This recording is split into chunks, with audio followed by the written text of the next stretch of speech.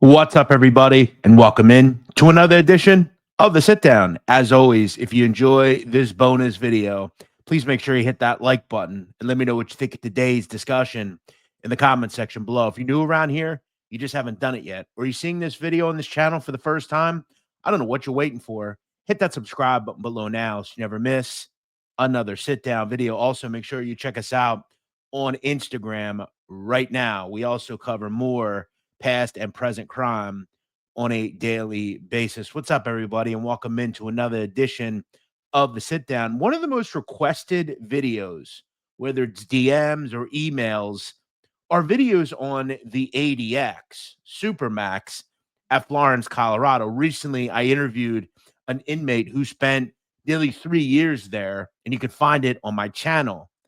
But people also ask me, who exactly is housed at this institution? Well, today I'm going to delve into some of the most dangerous people at ADX Florence. We can't go through all of them, but here are the worst of the worst. The inmates who have the rest of their natural life generally in something that looks like this. The story of the most dangerous inmates at ADX Florence next on the Sit Down. Before we get into the inmates at Florence, I want to give you a little history on the institution. Now, it's commonly known as Florence Supermax, and it was constructed ADX in 1994. A lot of people aren't aware that at the time, in the late 80s, there was a major problem that the Bureau of Prisons had. They needed something more secure than USP Marion, which at the time was the most secure federal prison in America. The problem in the mid 80s, in the same day, they had two COs attacked by multiple inmates. And the warden and then the superintendent of the BOP, the person that runs it, said, we need something more secure. It would be built and ADX would open in 1995. Of the end of 2024, ADX would have a population of about 344 inmates. Now, there is several things before we get into the inmates that I do want to also talk about. There are various units inside ADX, including H unit, which is for SAM's prisoners, the worst prisoners in that are not allowed human contact, that sort of thing. There's also an elderly unit. There's a place called C unit. There are all sorts of different units, as well as range 13, which is quite infamous. This is what a cell or a normal cell looks like at ADX. Some, though, don't have showers. Some don't have shelves underneath the bed. These aren't every cell. There is also a window, as you can see. Some are frosted, some are not. The most notorious inmate at ADX Florence is Joaquin Guzman, a.k.a. El Chapo. Now, according to the federal government, the world will tell you that Mr. Guzman is the leader of the Sinaloa cartel. While that is somewhat true, it's not completely true. He is one of the leaders of the Sinaloa cartel. And one of the reasons that El Chapo is at ADX is due to his consistent prison escapes. He has been involved in multiple prison escapes in Mexico and has been at ADX since mid-2019. He has whined and complained in various letters to the judge in his case about the conditions there and that he has been unable to have any sort of contact with his immediate family. One of the problems that persists for Mr. Guzman is the fact that he has so many prison escapes and he really has all the resources in the world. No one has ever escaped from ADX, and if there was one person that could probably do it, it's El Chapo. It won't happen, though, because of the conditions that he has to be under. One person I spoke to recently that did not want to be named would tell me that El Chapo will never get off H unit. He'll be on H unit his entire life. Now, I mentioned H unit at the ADX Supermax. H unit is for SAM's prisoners. Essentially, judges have ordered them that they have to be under special administrative measures. It basically means that they cannot play well with others anywhere else and that they are major risks to either cause problems from inside prison, outside of prison, and anywhere else. Now, not every person in the ADX is under H unit. That said, El Chapo currently is. Tyler Bingham is one of the most notorious federal prisoners inside ADX. And at 77 years old, he has been at the institution since 2006. According to the federal government, Tyler Bingham is the creator of a group called the Federal Aryan Brotherhood. And in the early 2000s, while serving life in prison, he was convicted on multiple racketeering counts involving his leadership in the AB. He's an old man at this point, but will never get off no human contact status. He has a lot of influence in the federal system. And if you know anything about the Aryan Brotherhood, they are the most powerful, both federal prison gang and state prison gang in California and areas of Texas. The AB has major abilities to greenlight anyone inside the prison system. Now, the Federal Aryan Brotherhood had a group and a charter at the top that included Bingham at one point that basically handled all of the administrative duties for the AB. There are mobsters inside ADX. One of them is James Little Jimmy Marcello. Now, Marcello is 81 years old and is said to be currently on the elderly unit inside ADX. Now, at one point, Marcello was the alleged boss of the Chicago outfit, aka the Mafia in Chicago, and he'd be indicted in 2005 on racketeering and murder charges, including the deaths of Tony and Michael Spilatro, among others. In 2009, he was sentenced to life and was placed in ADX. Now, a lot of people have stated over the years as to why Mr. Marcello is in ADX. Most of the people that we talk about, there's a reason they're there. They've escaped from prison. They've ordered hits from prison. They can't play well with others anywhere else.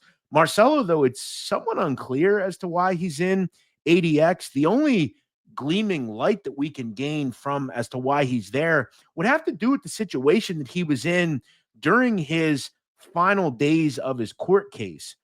Right after his sentencing in 2009, he was originally sent to be incarcerated at USP Atwater in California. However, the U.S. Attorney's Office in Chicago ordered him returned to the Metropolitan Correctional Center in Chicago to be present for a legal matter involving his appeal process. Now, without Judge Zegel's permission, they transferred him back to Atwater. In February of 2012, the judge angrily demanded that Marcello be brought back to Chicago to help his attorney with his pending appeal. Arguments in his appeal were scheduled several days later, and Zegel acknowledged the tight turnaround as he publicly excoriated the federal government for transferring Marcello out of Chicago without his permission. That James Zegel would state, quote, "I don't even know how they're going to get him back," referring to the BOP, "but they're going to get him back because that's my order. He will remain here until I order him released." So is Marcello in ADX just because the judge is pissed off at him and his lawyers? Possibly. And the government? I don't really know. That said, he's still there and likely will remain there until his death.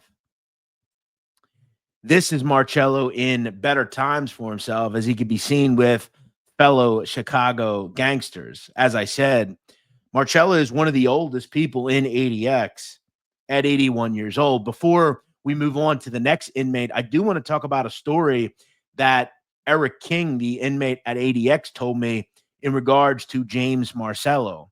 Over the last several years, while in the elderly unit, according to King, he would tell me that it was common knowledge that Marcello slapped Terry Nichols, a person who was involved with the Oklahoma City bombing in the 90s, and that Nichols was a real irritating guy. He was constantly snitching on other inmates, and Marcello just got upset and slapped him. Now, during the interview that I had, King wouldn't be able to remember, or he wasn't sure, but I showed him a picture of Marcello and he described what the guy looked like.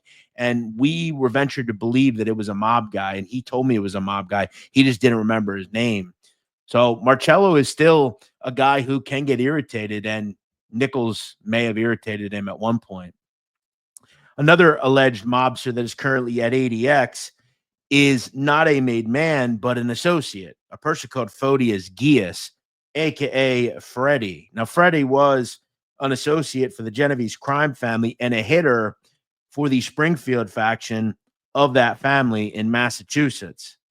He would take part in various hits and was sentenced to life in prison in the 2000s. In 2018, while being housed at USP Hazleton, he would take out former Boston gangster James Woody Bulger. Last year, he was given 25 years on top of his life sentence in the federal system, and he will be at ADX for the foreseeable future. Geas is going to have to work hard to ever get out of ADX. He is not only a violent killer, but he is someone who killed one of the most notorious federal prisoners in the system. And the government is going to make an example out of him, regardless of what you think about their role in the case. Freddy Geas is currently just 58 years old and has a long life ahead of him inside the concrete hell that is known as ADX. In my opinion, Kabani Savage is the most dangerous person in the history of the state of Pennsylvania. At one point, he was one of the biggest drug traffickers in North Philadelphia. He ran the area of Hunting Park and had various blocks under his control. While being a drug trafficker, occasionally you have to engage in violence, and Mr. Savage did absolutely that. He was involved in ordering various murders, including hits on other drug traffickers, as well as people that he just didn't like, including Tibius Flowers in 2004 and Kenneth Lassiter in 1998. Eventually, he was given 30 years for his crimes involving narcotics, but it was in 2006, his most infamous involvement in depraved behavior. Behind a cell at the Federal Detention Center in Philadelphia, Kabani Savage would order the bombing of a home in North Philadelphia on North 6th Street, containing the family of a person who was looking to cooperate against Kabani. From his cell, he would order his sister, order her people to do the bombing. In the end, in 2004, 6 people, all women and children, including an infant, died in the firebombing. Kabani Savage was sentenced to 13 death sentences in 2013, as well as a sentence for witness intimidation as far as his racketeering murders. However, in late 2024, before Joe Biden left office, he would commute Mr. Savage's death sentence to life without parole. Now, a lot of people excoriated Biden for this move, but in the end, it was actually a more extreme move for Savage. Living on federal death row is significantly better than living in ADX. And from what I understand, Mr. Savage will never leave H Unit. He will be there the rest of his life, and he has nobody else to blame but himself. If you have any sort of heart for Mr. Savage, I'll leave you with this. After a firebombing where little children burned to death, Mr. Savage was heard on a wiretap inside his cell saying, quote, "They should stop off and get him some barbecue sauce. Poured on them burnt bitches." Now, this is a person who said this after the death of little children, that we should send barbecue sauce to their funeral. Also state that his sister, when she was told that there were kids inside of the house, his sister would respond, quote, "Fuck them." That's the legacy of Kabani Savage. Now, there are also terrorists at ADX, and there are very big and high-profile ones, including Ramzi Youssef, as well as Richard Reed. This person is one of the youngest people at ADX, and his name is Sayfullo Saipov. At 37 years old, Saipov is a Uzbek national, being born in Tashkent, Uzbekistan. He's a college graduate and a former accountant. However, in 2010, he would move to the United States and become a truck driver and eventual Uber driver. He would radicalize and become more involved in the Salafist movement of Islam. In 2017, he would rent a truck from Home Depot and drive it into a bike lane in New York City. It would kill 8 people and injure 11. At 37 years old, as I said, Saipov is one of the youngest people in ADX in the prison system. Another person at ADX currently is Frank James. Frank James in 2022 would perpetrate an attack inside a New York City subway, resulting in 29 people either being injured from gunshot wounds or some of the other materials that Mr. James used to hurt people. Luckily, no one died. However, Mr. James was hit with terrorism charges. He would fire in his attack 32 rounds. He would also discharge multiple explosives. He is currently pretty old, as far as I know. I believe he's 65-ish. You don't have to just take someone out and kill someone to be in the ADX. If you're hit with terrorism charges, you're most likely going to spend your time at ADX. Frank James is one of those people. One of the most infamous gang leaders inside ADX has been there for a long time, and it is Luis Felipe, a.k.a. King Blood. Now, King Blood was born in 1962 and would emigrate to America from Cuba in 1980 during the Mariel boat lift. He would spend some time in Chicago and then go to New York City, where it is alleged that he would create the New York City chapter of the Latin Kings. In 1981, Luis Felipe would get 9 years in prison for manslaughter. And while inside the New York State correctional system, he would order multiple murders. He was eventually placed in ADX due to what is perceived as major influence still with the group. There are various gang leaders in ADX, including Luis Felipe, Larry Hoover, Jeff Fort. And a lot of people have said to me over the years, why are they still there? What influence do they have? Well, they've made it clear throughout their times in prison that they cannot play well with others and still have influence on the street. I'm going to tell you right now, these people have influence, regardless of what you think about it. And the government's not going to take any chances. They can't let more innocent people die, because as soon as you give one of these people a chance, they generally do you in for it. Luis Felipe is 62 years old. One of the final people I'm going to talk about is Jesse Konyui. Now, Konyui is not a gangster. He is not a terrorist. He is not a cartel leader. He is not a mobster. Jesse Konyui is really just a low-level drug trafficker. He was born in the Philippines and would move to New York State in 1986. In the early 2000s, while living in Arizona, he would be involved with a drug trafficking group and get 11 years for doing that. He was also serving a concurrent life sentence that he would serve after the 11 years for taking out someone. However, while serving his 11-year federal sentence, he was sent to the United States Penitentiary at Canaan in Pennsylvania.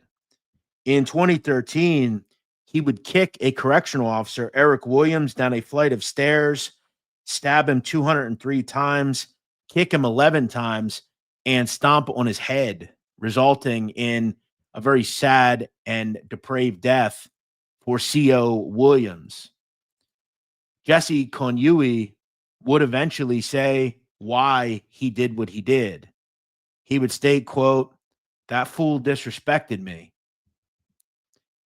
His trial would begin in 2017, and on the first day, an 11-minute video would show the graphic attack, which we played in front of the courtroom. Konyui was seen covering his eyes with his hands, and the Williams family would leave, stating, "We don't want to see our husband, son, and friend like that." Defense attorneys would admit that Mr. Konyui is guilty of murder beyond all doubt and focused on trying to keep him from being sentenced to death. 11 of 12 juries would vote in the death penalty. However, one, as I said, didn't vote in it, and Mr. Konyui was given life in prison. He currently sits at ADX and is 48 years old. The final person I'm going to talk about is one of very few. He actually wanted to go to ADX. This is 70-year-old James Michael Swango. Now, he was born in 1954 and is said to be one of the most prolific serial killers this country has ever seen. But he did it in a absolutely disgusting and depraved way. While working as a physician, it is estimated that he was involved in as many as 60 fatal poisonings of patients and colleagues in not only the United States, but abroad, including Zimbabwe, where he killed 4 different people. In 2000, he was sentenced to 3 consecutive life terms. And according to Swango, he believed that he was at fear of death, and he asked to go to ADX after he was stabbed by another inmate while serving time in another federal prison. So he's been at ADX for a while, and it's his own choosing. At 70 years old, Mr. Swango will die there, and it is a worthy way of end for him. All of the people we discussed today are the most dangerous people the federal prison system has to offer. They have made it clear time and time again, they cannot be housed in federal prisons. They're not able to be dealt with. They constantly have ordered hits. They have participated in killing guards. They have major influence, whether it be abroad or in this country. These are the leaders of some of the most evil groups this country has. And they have to be at a place like this. I'll leave you this from an inmate that served time in ADX, and his name is John Greshner. I saw a video once where John Greshner, who was a part of the AB, discussed why ADX exists. And he essentially said that this place needs to exist because it keeps people like me away from people like you. And you think about that. And there's been calls over the years to literally abolish federal prisons. It's so insanely non-thought out or not thought out. These are the worst people, and they cannot be anywhere else. Luckily, it exists, so they're not anywhere near us. I hope you enjoyed this video, and if you did, please hit me with a like. And if you'd like to support our channel further, hit that thanks button below the video. We'll see you next week here on The Sit Down.